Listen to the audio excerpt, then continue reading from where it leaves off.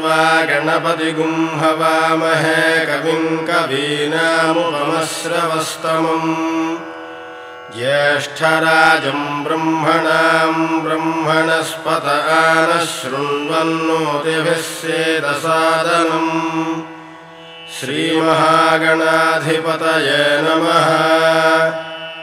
नमकप्रश्नः। ॐ नमो भगवते रुद्राय। ॐ नमस्ते रुद्रमन्यव उतोत इषवे नमः। नमस्ते अस्तु धन्वने बाहुभ्यामुत ते नमः। यात इषुः शिवतमा शिवं बभूव ते धनुः। शिवा शरव्या यातवतया नो रुद्रमृडया। याते रुद्रशिवा तनूरघोरा पापकाशिनी। तया नस्तनुवाशन्तमया गिरिशन्ताभिचाकसीः। यामिषुं गिरिशन्तहस्ते बिभर्ष्यस्तवे। शिवाङ्गिरत्रतां कुरु माहि पुंसीः पुरुषं जगतो। शिवेन वचसा त्वा गिरिशाच्छा वदामसि। यथा नः सर्वमिज्जगदयक्ष्मगुं सुमना असतो। अध्यवोचदधिवक्ता प्रथमो दैव्योऽभिषको। अहेगुश्च सर्वान् जम्भजन् सर्वाश्च यातु धान्यः। असौ यस्ताम्रो अरुण उत बभ्रुः सुमङ्गलः। ये चेमागं रुद्रा अभितो दिक्षुश्रिताः सहस्रशो वैशागुं हेडईमहे। असौ यो वसर्पति नीलग्रीवो विरोहितः। उतैनं गोपा अदृशन्नदृशन्नुदहार्यः। उतैनं विश्वाभूतानि सदृष्टो मृडयातिनः।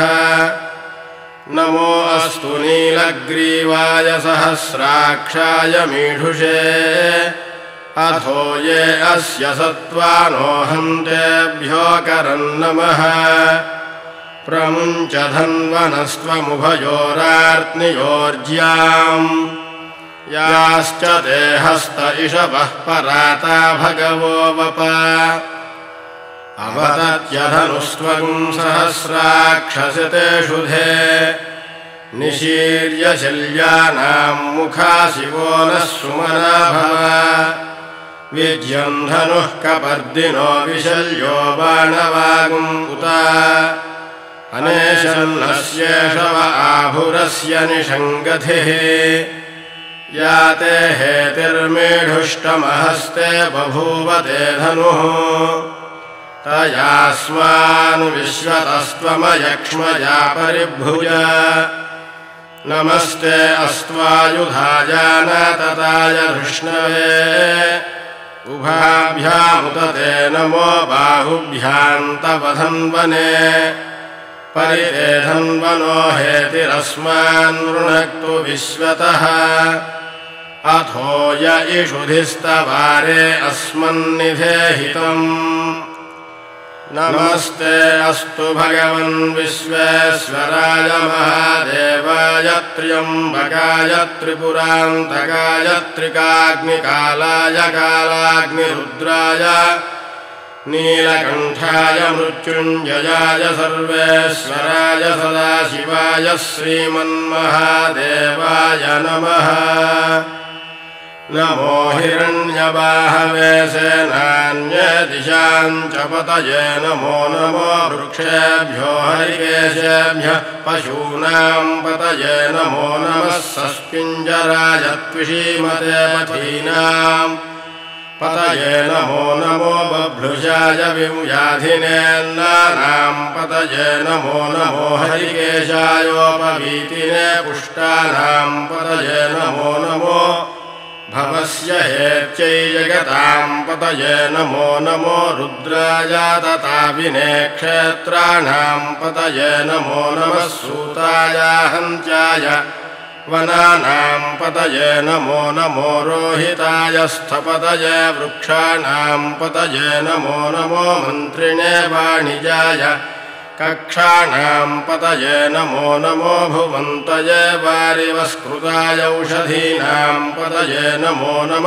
उच्चैर्घोषाय क्रन्दयते पत्तीनां पतये नमो नमः कृत्स्नवीताय धावते सत्त्वनां पतये नमः नमः सहमानाय व्याधिनीनां पतये नमो नमः ककुभाय निषङ्गिणे सेनानां पतये नमो नमो निषङ्गिण इषुधिमते तस्कराणां पतये नमो नमो वञ्चते परिवञ्चते स्तायूनां पतये नमो नमो निचेरवे परिचरायारण्यानां पतये नमो नमः सृकाविभ्यो जिघागुंसभ्यो मुष्णतां पतये नमो नमोऽसिमद्भ्यो नक्तञ्चरद्भ्यः प्रकृन्तानां पतये नमो नम उष्णीषिणे गिरिचराय कुरुञ्चानां पतये नमो नम इषुमद्भ्यो धन्वाविभ्यश्च वो नमो नम आतन्वानेभ्यः प्रतिदधानेभ्यश्च वो नमो नम आयच्छद्भ्यो विसृजद्भ्यश्च वो नमो नमोऽस्यद्भ्यो विद्यद्भ्यश्च वो नमो नम आसीनेभ्यश्च यानेभ्यश्च वो नमो नमः स्वपद्भ्यो जाग्रद्भ्यश्च वो नमो नमस्तिष्ठद्भ्यो धावद्भ्यश्च वो नमो नमः सभाभ्यः सभापतिभ्यश्च वो नमो नमो अश्वेभ्यो अश्वपतिभ्यश्च वो नमः नमः व्याधिनीभ्यो विविध्यन्तेभ्यश्च वो नमो नम उगणाभ्यस्तृगुंहरेभ्यश्च वो नमो नमो कृत्सेभ्यो कृत्सपतिभ्यश्च वो नमो नमो व्रातेभ्यो व्रातपतिभ्यश्च वो नमो नमो गणेभ्यो गणपतिभ्यश्च वो नमो नमो विरूपेभ्यो विश्वरूपेभ्यश्च वो नमो नमो महद्भ्यः क्षुल्लकेभ्यश्च वो नमो नमो रथिभ्यो रथेभ्यश्च वो नमो नमो रथेभ्यो रथपतिभ्यश्च वो नमो नमः सेनाभ्यः सेनानिभ्यश्च वो नमो नमः क्षत्रुभ्यः सङ्ग्रहेतृभ्यश्च वो नमो नमस्तक्षभ्यो रथकार्येभ्यश्च वो नमो नमः कुलालेभ्यः कण्वारेभ्यश्च वो नमो नमः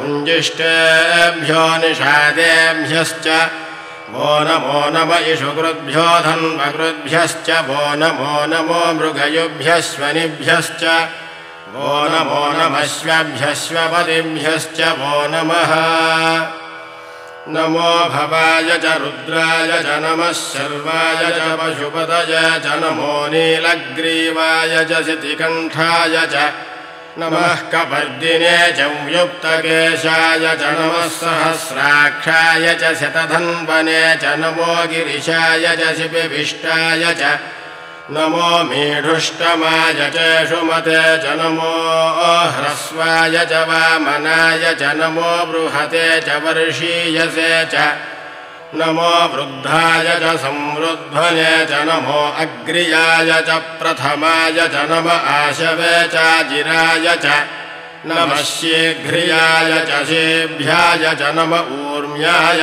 च वस्वन्याय च नमः स्रोतस्याय च द्वीप्याय च नमो ज्येष्ठाय च कनिष्ठाय च नमः पूर्वजाय च परजाय च नमो मध्यमाय च पगल्भाय च नमो जघन्याय च बुद्ध्याय च नमः सोऽभ्याय च प्रतिसर्याय च नमो याम्याय च क्षेम्याय च नम उर्वर्याय च खल्याय च नमः श्लोक्याय च वसान्याय च नमो वन्याय च कक्ष्याय च नमः श्रवाय च प्रतिश्रवाय च नम आशुषेणाय च आशुरथाय च नमः शूराय च वभिन्दते च नमो वर्मिणे च वरूधिने च नमो बिल्मिने च कवचिने च नमः श्रुताय च श्रुतसेनाय च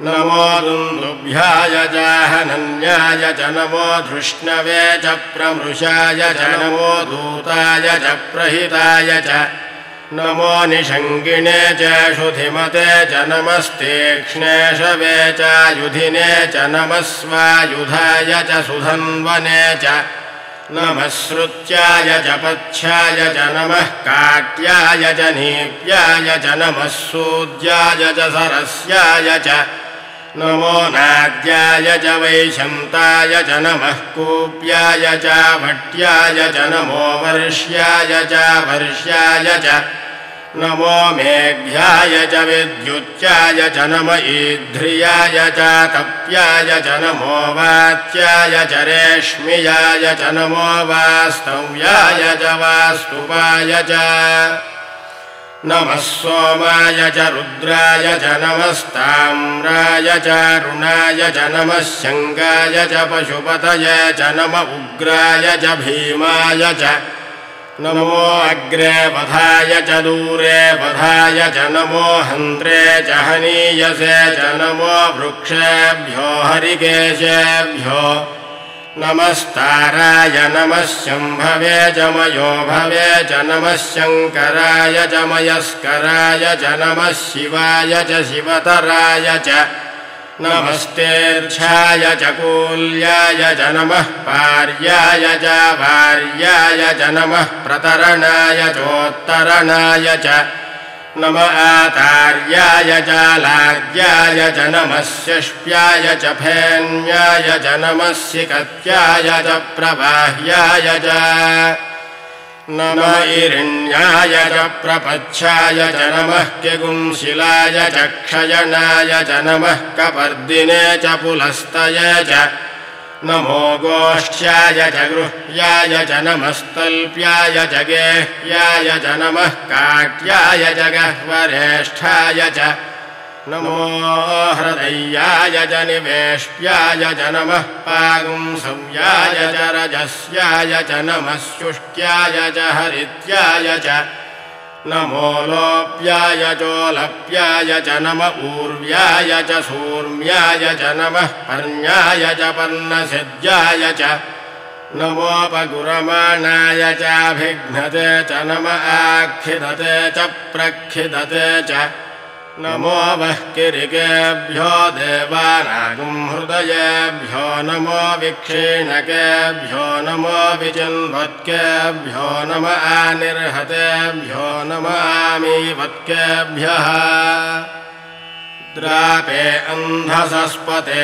दरिद्रं नीललोहिता येषां पुरुषाणामेषां पशूनां माभेर्मा रोमो येषां किञ्चनाममतो या ते रुद्रशिवा तनोः शिवा विश्वाह भेषजी शिवा रुद्रस्य भेषजी तया नो मृडजीवसे इमां रुद्राय तपसे कपर्दिने क्षयद्वीराय प्रभरामहे मतिम् यथा नश्यमसद्विपदे चतुष्पदे विश्वं पुष्टं ग्रामे अस्मिन्नातुरम् मृगानो रुद्रोतनो मयस्कृधि क्षयद्वीराय नमसा विधेमते यच्छञ्च योश्च मनुराय च पिता तदस्यामतव रुद्रप्रणीतौ मानो महान्तमुतमानो अर्भकं मान उक्षन्तमुतमान उक्षितम् मानो वधेः पितरं मोतमातरं प्रियामानस्तनुवो रुद्ररीरिषः मानस्तोकेतनये मान आयुषि मानो गोषु मानो अश्वेषु रीरिषः वीरान्मानो रुद्रभामितो वधीर्हविष्मन्तो नमसा विधेमते आरात्ते गोघ्नपुतपूरुषघ्ने क्षयद्वीराय सुम्नमस्मेते अस्तु रक्षा च नो अधि च देव ब्रूह्यथा च नः शर्म यच्छद्विवर्हाः स्तुहि श्रुतं गर्तसदञ्जुवानं मृगन्न भीममुपहत्नुमुग्रम् मृडाजरित्रे रुद्रस्तवानो अन्यन्ते अस्मन्निवपन्तु सेनाः परिणो रुद्रस्य हेतिर्वृणक्तु परित्वेषस्य दुर्मतिरघायोः अवस्थिरा भगवद्भ्यस्तनुष्वमेध्वस्तोकायतनयाय मृडया मेढुष्टमशिवतमशिवो नः सुमना भव परमे वृक्ष आयुधम् निधाय कृत्तिम् वसान आचरपिनाकम् बिभ्रदागहि विकीर्दविलोहितनमस्ते अस्तु भगवः यास्ते सहस्रगुम् हेतयोऽन्यमस्मन्निवपन्तु ताः सहस्राणि सहस्रथा बाहुवोस्तव हेतयः तासामीशानो भगवः पराचीनामुखाकृधि सहस्राणि सहस्रशो ये रुद्रा अधिभूम्याम् तेषागुम् सहस्रयोजने वधन्वानि तन्मसि अस्मिन्महत्यर्णवेऽन्तरिक्षे भवा अधि नीलग्रीवाश्चितिकण्ठाः सर्वा अधः क्षमाचराः नीलग्रीवाश्चितिकण्ठादिवगुम् रुद्रा उपसृताः ये वृक्षेषु सस्पिञ्जरा नीलग्रीवा विलोहिताः ये भूतानामधिपतयो विशिखासः कपर्दिनः ये अन्येषु विविध्यन्ति पात्रेषु पिबतो जनान् ये पथाम्बधिरक्षय ऐलवृदायव्युधः ये तीर्थानि प्रचरन्ति सृकावन्तो निषङ्गिणः य एतावन्तश्च भूयागुंसश्च दिशो रुद्रावितस्थिरे तेषागुम् सहस्रयोजने वधन्वानि तन्मसि नमो रुद्रेभ्यो ये पृथिव्याञ्जन्तरिक्षे ये दिवि येषामन्नं वातो वर्षमिषवस्तेभ्यो दश प्राचीर्दश दक्षिणा दश प्रतीचीर्दशोदीचीर्दशोर्ध्वास्तेभ्यो नमस्ते नो मृडयन्तु तेयं विष्मो यश्च नो द्वेष्टितं भोजम्भे दधामि त्र्यम्बकं यजामहे सुगन्धिं पुष्टिवर्धनम् उर्वारुकमिव बन्धनान् मृत्योर्मुक्षीयमामृतात् यो रुद्रो अग्नौ यो अप्सु य ओषधीषु यो रुद्रो विश्वा भुवना विवेश तस्मै रुद्राय नमो अस्तु तमुषु हि यस्विषुः सुधन्वायो विश्वस्य क्षयति भेषजस्य यक्ष्वामहेसौ मनसाय रुद्रम् नमोभिर्देवमसुरन्दुवस्व अयम् मे हस्तो भगवानयम् मे भगवत्तरः अयम् मे विश्वभेषजो यगुम् शिवाभिवर्षनः ये ते सहस्रमयुतम् पाशामृच्छो मर्त्याय हन्तवे तान् यज्ञस्य मायया सर्वान् वयजामहे मृच्छवे स्वाहा मृच्छवे स्वाहा प्राणानां ग्रन्थिरसि रुद्रो माविशान्तकः तेनान्येनाप्यायस्व नमो रुद्राय विष्णवे मृत्युर्मे पाहि ॐ शान्तिः शान्तिः शान्तिः।